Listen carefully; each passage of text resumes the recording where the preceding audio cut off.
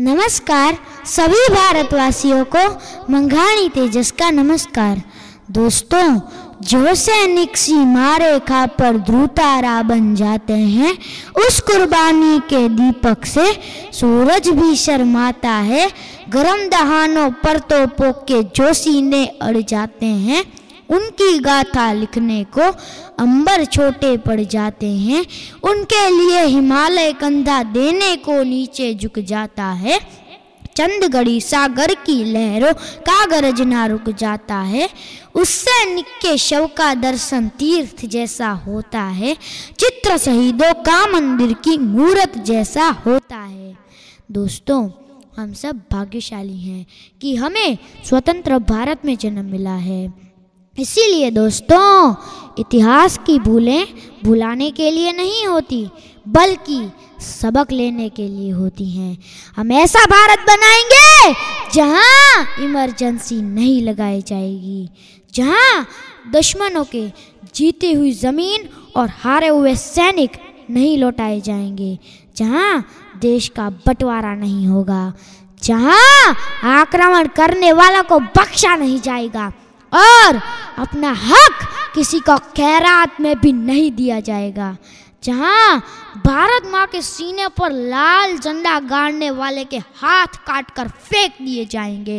एक ऐसा भारत खुशहाल होगा, बेमिसाल होगा। एक ऐसा भारत आबाद होगा, आजाद होगा। और ऐसा भारत तभी बन सकता है जब हमारे देश की युवा शक्ति सशक्त होगी। दोस्तों, देश में युवा शक्ति मजबूत होनी चाहिए। युवा उत्साह, ऊर्जा और गतिशीलता का झरना है।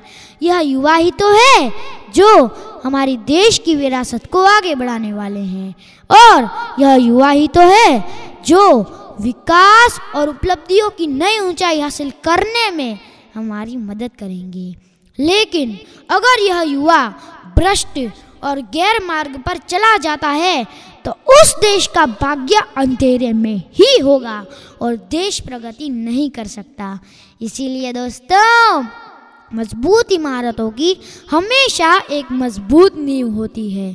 जैसे हमारे देश के वडील, उनकी यह जवाबदारी बनती है कि वह युवा शक्ति को मापे और उन्हें सही दिशा दे, क्योंकि युवा फूलों की तरह ही किसी भी देश का एक जटिल हिस्सा है और उनकी भूमिका अति महत्वपूर्ण है। युवा की भागीदारी के बिना कोई भी देश अधूरा है।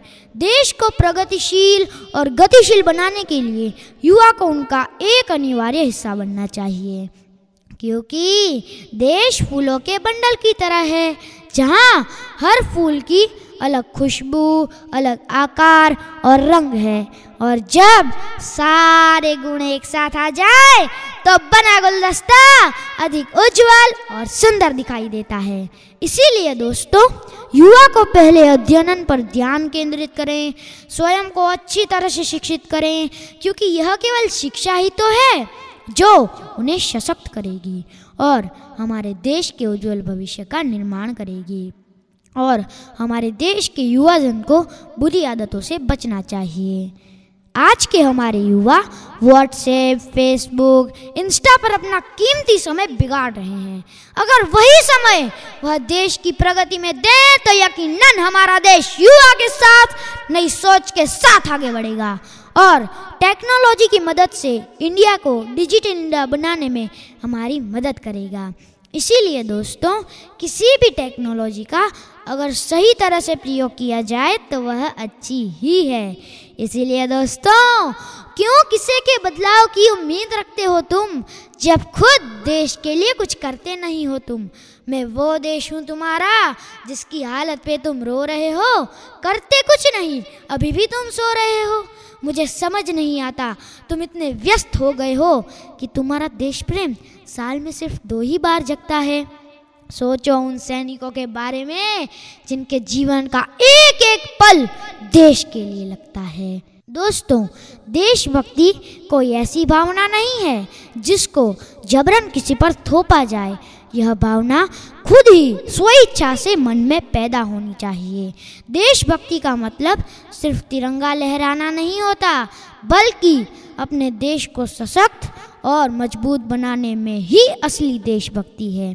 इसीलिए दोस्तों, धरती हरी भरी हो और आकाश मुस्कुराए, कुछ कर दिखाओ ऐसा कि इतिहास जगमगाए। नफरत बुरी है ना पालो इसे, दिलों में आलस है नुकालो उसे, न तेरा न मेरा न इसका न उसका, यह सबका वतन है संभालो इसे।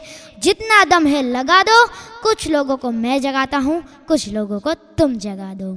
अंत में कुछ लाइनें कह के मैं अपनी वाणी को विराम दूंगा। दोस्तों, हमारे देश की प्रगति, विकास और उज्जवल भविष्य तब भी संभव है जब हमारे देश की युवा विचारधारा और हमारे देश के नींव यानी कि हमारे वडील एक साथ मिलकर काम करें तो अच्छे परिणाम जरूर आएंगे। इसीलिए दोस्तों, मेहनत किए बिना परिणाम नहीं मिलता, जहाँ में जाना पहचाना नाम नहीं मिलता।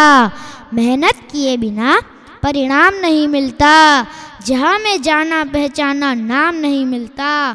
कुछ करके दिखाना पड़ता है, यूं ही किसी को देश में सम्मान नहीं मिलता। धन्यवाद। भारत माता की जय। वंदे मातरम।